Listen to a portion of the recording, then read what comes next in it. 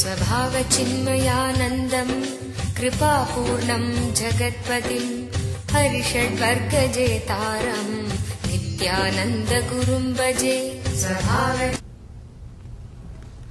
Today Mahadeva is giving us a beautiful technique, method to go beyond the words, the first layer conditioning.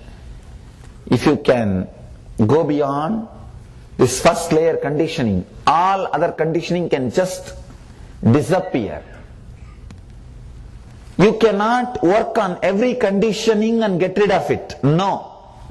That is like cutting the leaves or branches to kill a tree. You can't kill a tree by cutting the branches. Now horticulturists say if you cut, the tree grows more. You can't. You have to touch the root. Inner chattering is the root. Your verbalization is the root. Sutre manigana iva. All your conditioning is strung to this inner chattering. If you can work on that, if you can do something on that, all the layers of conditioning can just disappear. This is the common thread in all the conditionings are strung.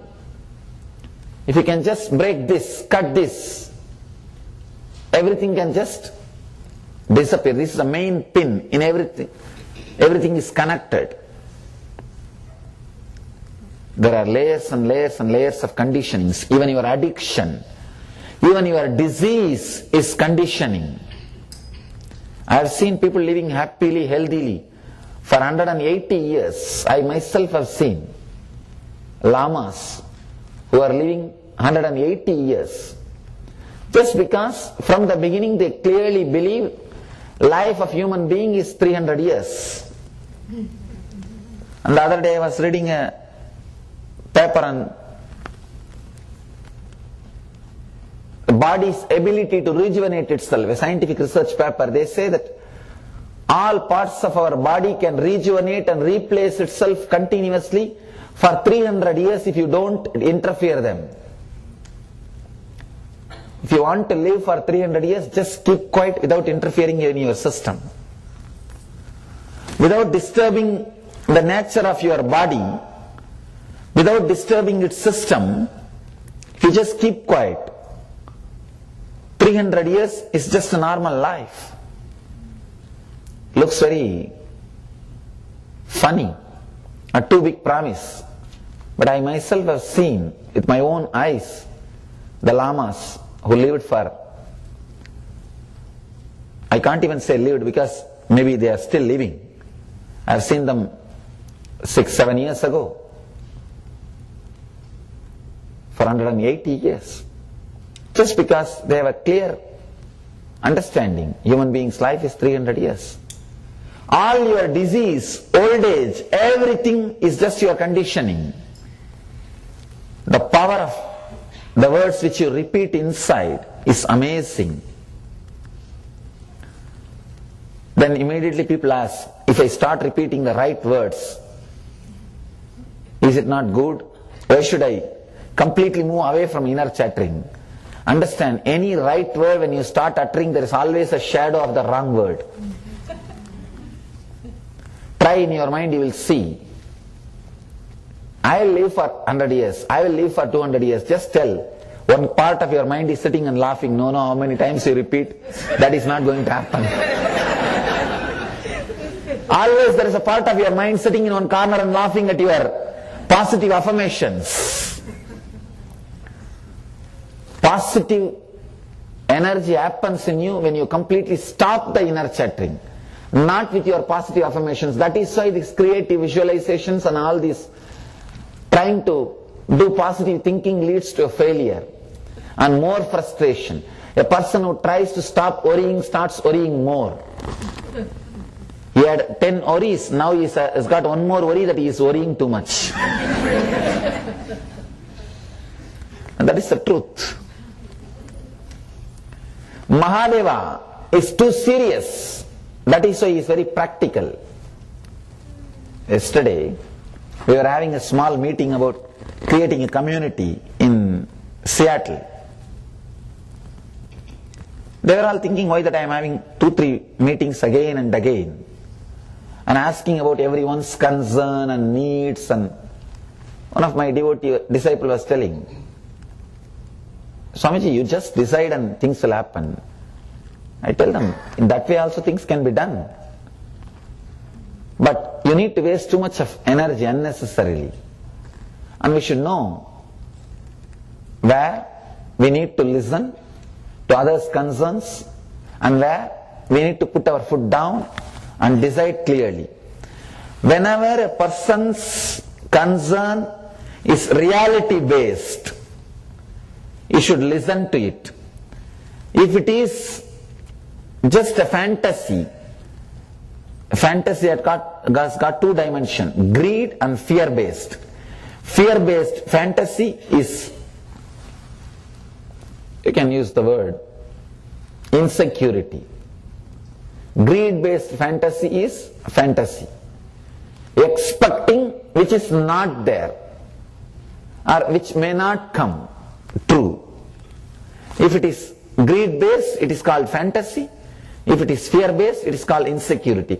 If it is insecurity or fantasy, you should put your foot down and decide strongly. If it is reality based, you should listen to others' concern. They were telling me, just decide, Swamiji, because that is the way I work. I said, no.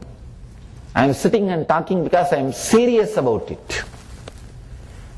There are many things, many times people talk, but they are not serious about it.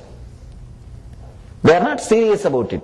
And we became habituated just to talk without being serious about things. It became a habit. People think, let us face when it comes. Let us talk now. Many times, you sit and give many promises, knowing clearly you can't fulfill. You just have one feeling or one security in one corner of your mind. When it comes, let us face. I don't think things are going to take such turns. Things are going to go to that extreme. But when it comes really, you are suffering.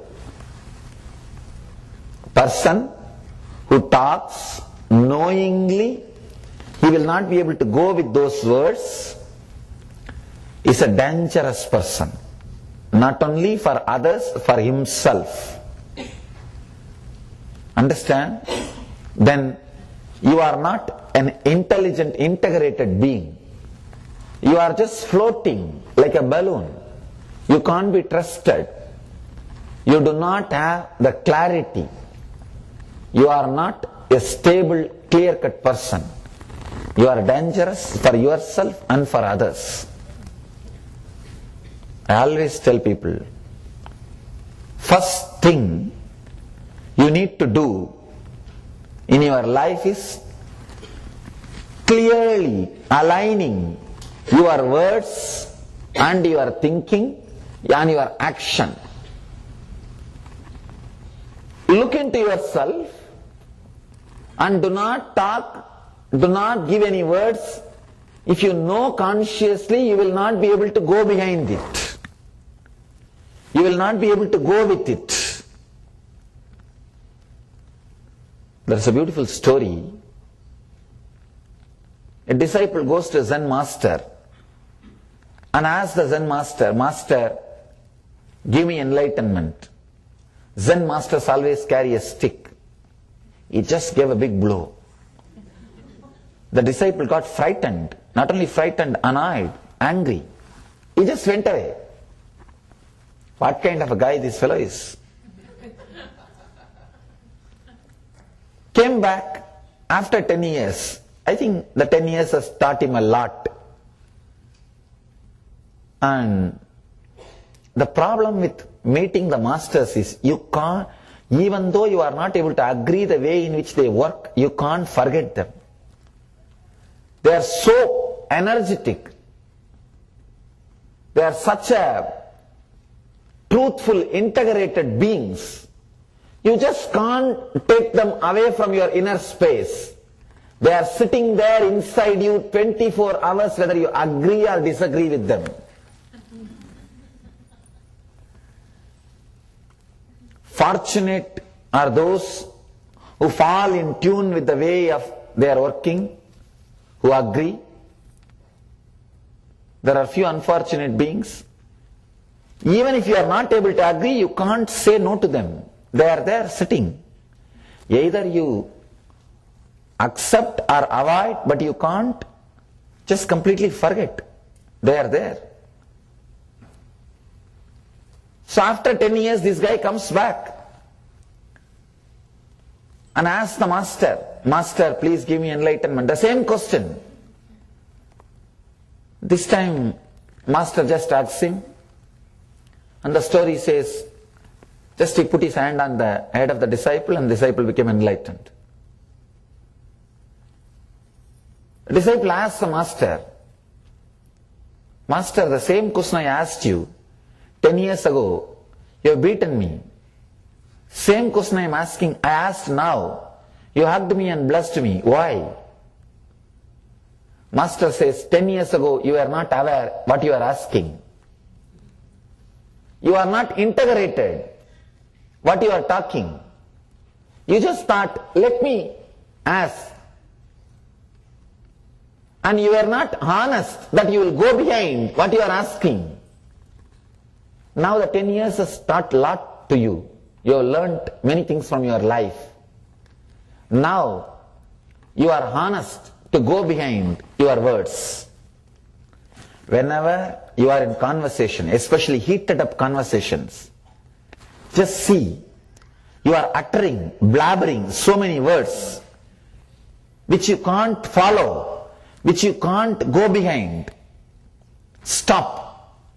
Stop at those moments. Be honest. Be very clear. Let you be integrated. That's the first step for enlightenment. That's the first step to taste the life. See, tasting the life is what I call enlightenment. Enlightenment does not mean just running away somewhere. No. Tasting the life. In your life, many times, just look back. All your failures would have started with a conversation in which you are not clear that whether you will be able to follow or go through the words which you are uttering. Knowingly that you can't fulfill what you are talking, knowingly you can't go till the end of the words which you are uttering, you utter words. Then you create pus in your inner space. You create hollow, empty, hypocritical space in your inner chattering. That's what I call air hole in the copper wire. If there is an air hole in the copper wire, electricity cannot pass through the wire. There will be droppage in the power, in the energy. Same way, if your inner chattering has got too many air holes, sometimes you sit and when they were all talking, somebody is raising a subject. Let's do some good work. And you know for sure, these fellows gathering together, they will never do any good work. And you say, if you all gather and do, I'll give you $100,000. With the confidence that these fellows will not start the work. You promise with the confidence that this will not happen. Knowing clearly if it happens, you can't go till the end and you can't fulfill your words. If you make any commitment, if you utter any words, that becomes air hole in your inner personality. By and by you become habituated to talk things which you really don't mean. And when they really, unfortunately or fortunately, if they become strong and come and stand in front of you and say, yes, now we are ready, let us start, then you will find your own decision, your own reasons to escape. You will now find your own things to escape. What you meant, now you will have to swallow the words which you uttered. Failure starts with uttering the words which you know you can't fulfill, you can't go behind, you can't reach, you can't make it into reality. Look into yourself, understand, I am not only talking this as a morality, no. This is a morality that is different. This is not just a morality, this will become part of your being. You will start talking to yourself in the same way you talk to others. How? You give false words and false promises thinking, if it comes, let me face. Same way, you will start talking to yourself and you will not know your capacities, abilities. You will just creating the words which are not true about yourself inside you. That is the most dangerous thing. You not having clarity about yourself is what leads to all conditionings, addictions, disturbances and failures. The other day, one person came to me and asked, I know my problems, but I am not able to come out of it. Please help me. Knowing about your problem and not able to come out means you have told too many lies to yourself. That's the most dangerous thing can happen to you. First thing, before entering into this technique, you need to become truthful to yourself. There is a beautiful incident happened in George Gurdjieff's life. He was one of the great enlightened master from Russia. He lived in many places. He spent little time in Russia also. George Gurdjieff was a great enlightened master, worked with a lot of tantric techniques from the Eastern tradition. He had a disciple, Auspensky. This guy was also a great scholar. He was a great scholar, very intelligent guy. He goes to Gurdjieff and asks Gurdjieff, Master, teach me the truth.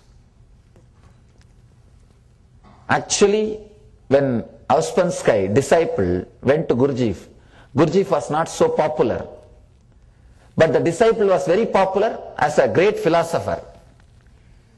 Philosophers always understand at one point that they don't know.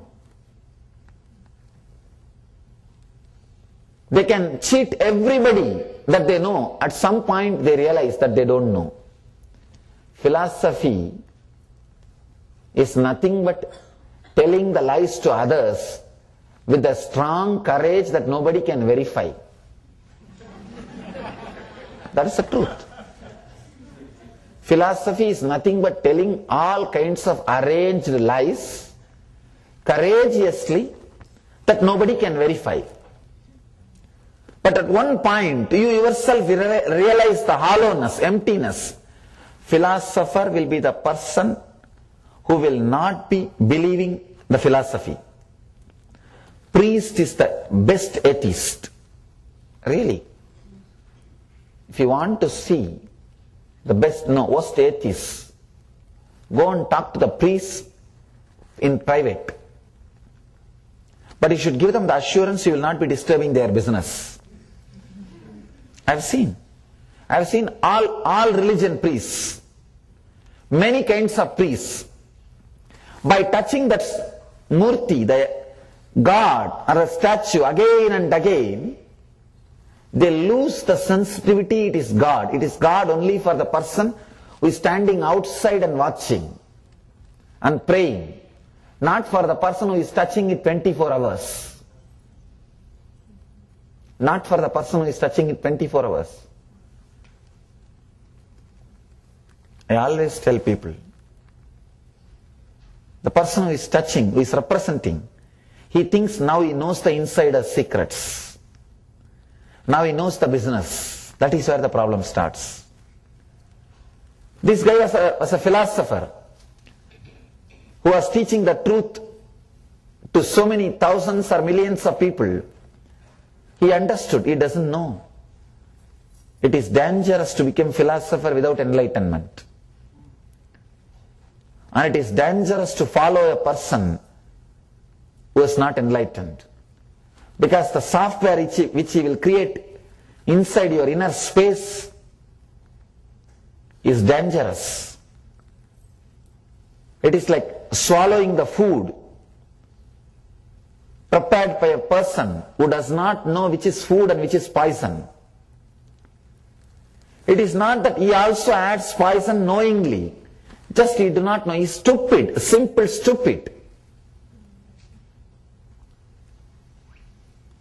Going and listening to the philosophy's theories proposed by a non-enlightened person is very dangerous. You are consuming you are eating, swallowing the ideas which is not verified by FDA.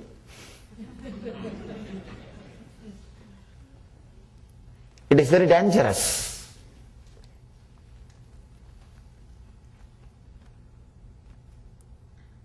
This guy, philosopher, after creating thousands of followers, goes to a master and says, please teach me the truth. Then what is the condition? What will happen to the thousands of followers who are swallowing the words which is delivered by him? Very dangerous. I have seen so many people coming to me. See, it's just like people going to the hospitals with the physical disorders. Many people coming to me with mental disorders created by these so-called philosophers who have not become enlightened. They just create some thoughts.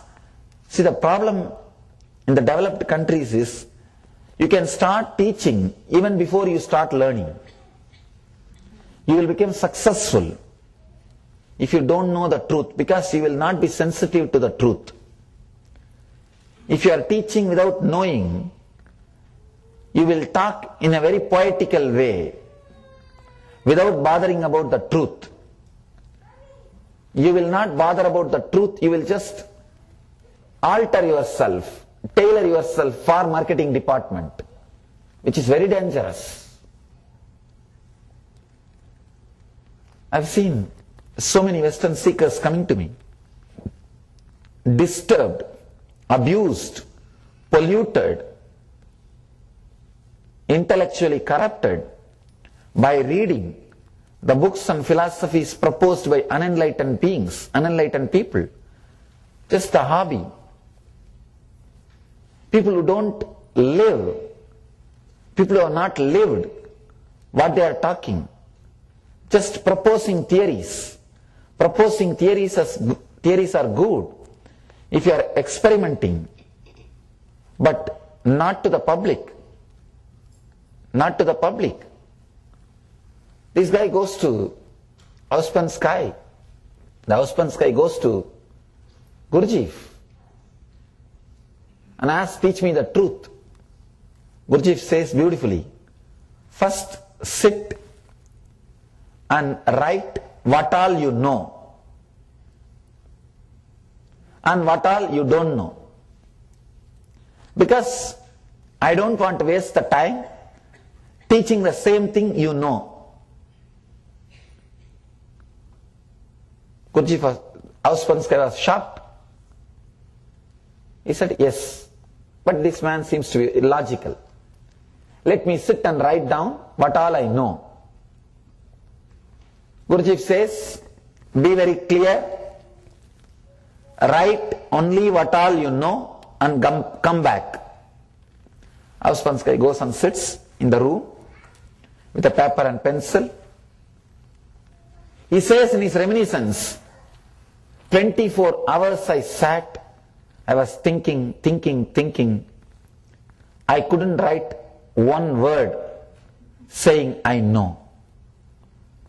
I was shocked. It was a revelation to me. I was just using words, just because of the courage that nobody can verify. See, two ways you can become leader. One, just because of your own authority that you are intelligent. Second thing, just because of the courage that others are fools. Now, two ways you can become leader. Just because of the authority the listeners are fools. Intelligence to handle the questions does not mean the person knows. Knowing is totally different from handling the people who are doubting whether he knows or not. Handling the people who doubt whether you know or not is very easy. But handling yourself needs the truth. You can convince others you know, but not yourself. He says, first time I realized I am not able to write a single word or single subject saying that I know, because he is very clear. If he says something he knows, Gurjeef is going to churn him. He is going to churn that subject thoroughly. He is not the guy who is just going to listen. First time, Auspensky started looking into himself, what he knows and what he does not know. He realized everything. He created a great book called Tertium Organum. Very big book. He was a great philosopher. He's a genius in his field, no doubt. He says, first time I understood, whatever I am talking, whatever I was speaking, writing, expressing, was just because of the courage. Nobody can pin me down. Just with that courage, look into yourself. In how many places you are also giving words, hope to others, just because nobody can pin you down. In so many places, you yourself know very clearly you can't go to that extreme. You are not capable. You are sure about it. But again, you just give words. You talk. You do things. You put your steps thinking nobody can pinpoint, nobody can corner you. Understand? Talking to others knowingly you can't fulfill is one thing. By and by you do the same mistake to yourself. You talk to yourself knowingly you can't do that.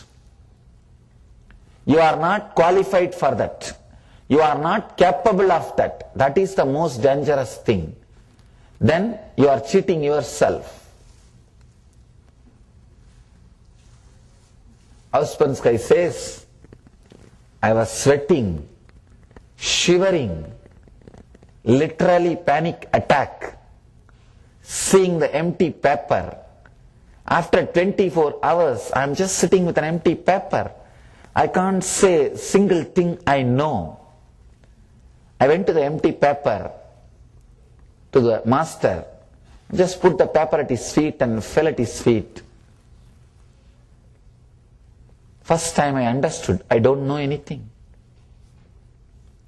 I tell you, this is the first step towards learning the truth.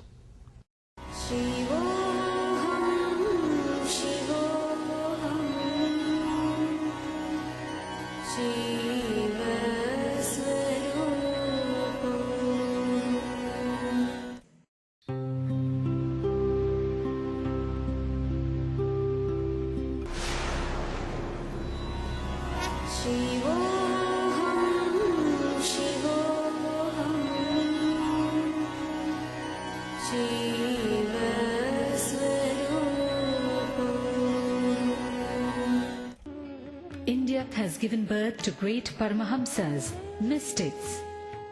saints, and divine avatars who have consistently delivered this world from darkness to light.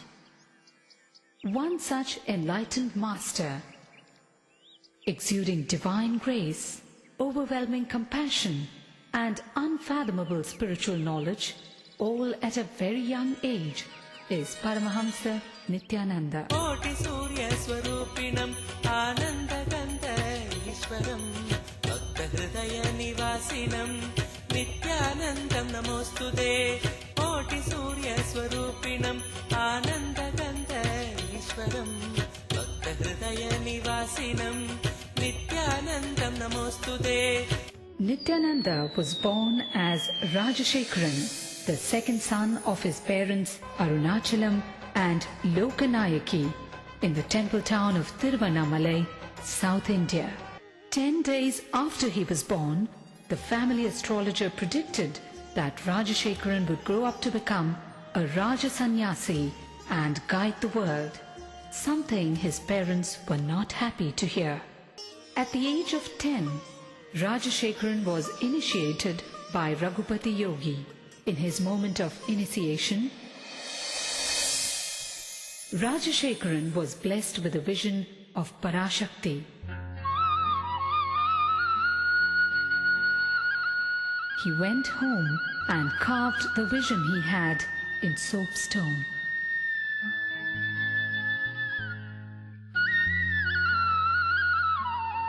One day, Rajashekharan was found etching a complex shape on a copper foil. It was the sacred Shri Chakra. The Shri Chakra is believed to be a diagrammatic representation of the cosmos. Shri Ramana Maharishi, Shri Ramakrishna Paramahamsa and Sharada Devi were sources of inspiration for young Rajashekharan. At the age of 12, on the sacred day of Buddha Purnima, Rajashekharan had an intense encounter with the divine, an out-of-body experience that was to change the course of his life.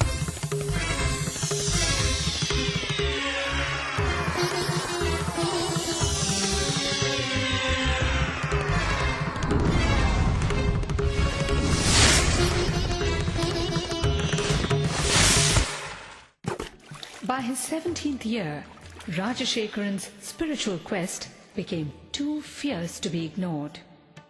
He left home on a journey of arduous self-discovery with no assurance whatsoever, but only a glimpse of the divine he received at the age of 12.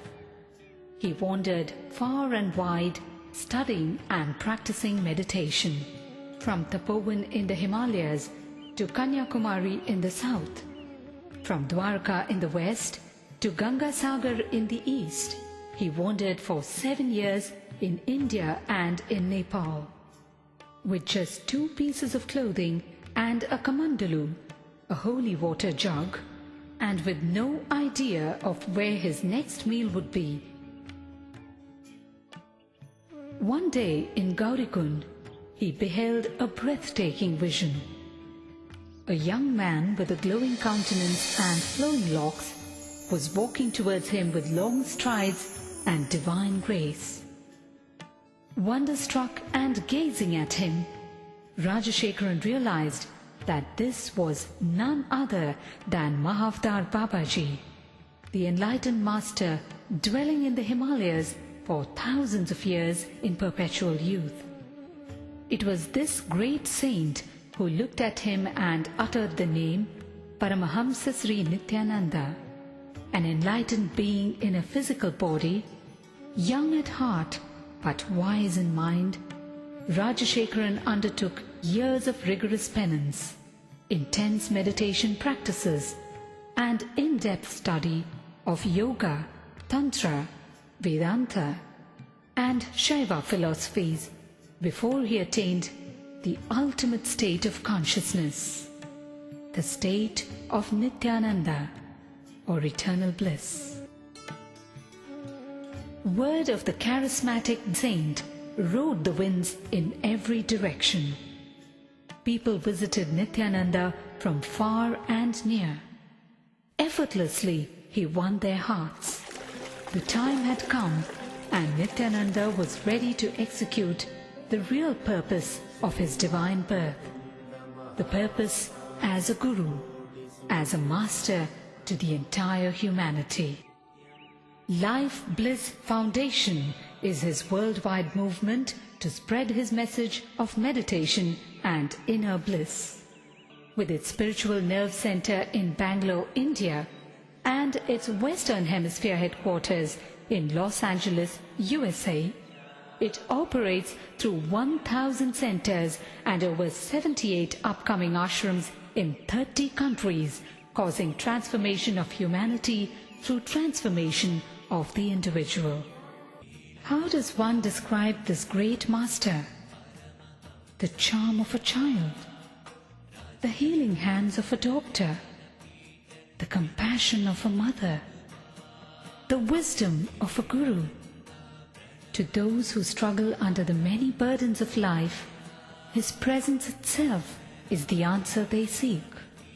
In his arms, thousands find refuge, the ailing, the needy, and the seekers of God. The Master is an invitation to a journey inwards. In his own words, "Just allow me to light your being, then you will know that you are pure consciousness and your being pure bliss."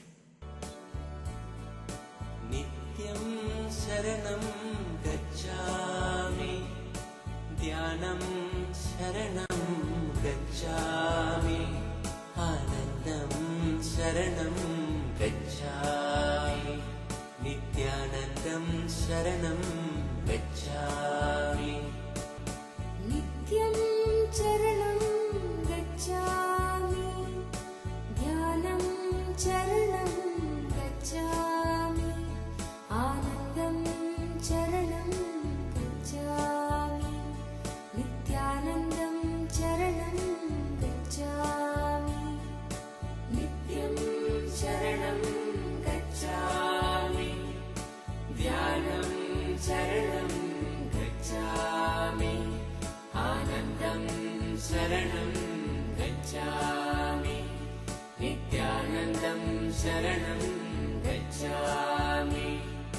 Nityam Sharanam Gacchami, Dhyanam Sharanam Gacchami, Anandam Sharanam Gacchami, Nithyanandam Sharanam Gacchami. Nityam Sharanam Gacchami, Dhyanam Sharanam Gacchami, Anandam Sharanam Gacchami, Nithyanandam Sharanam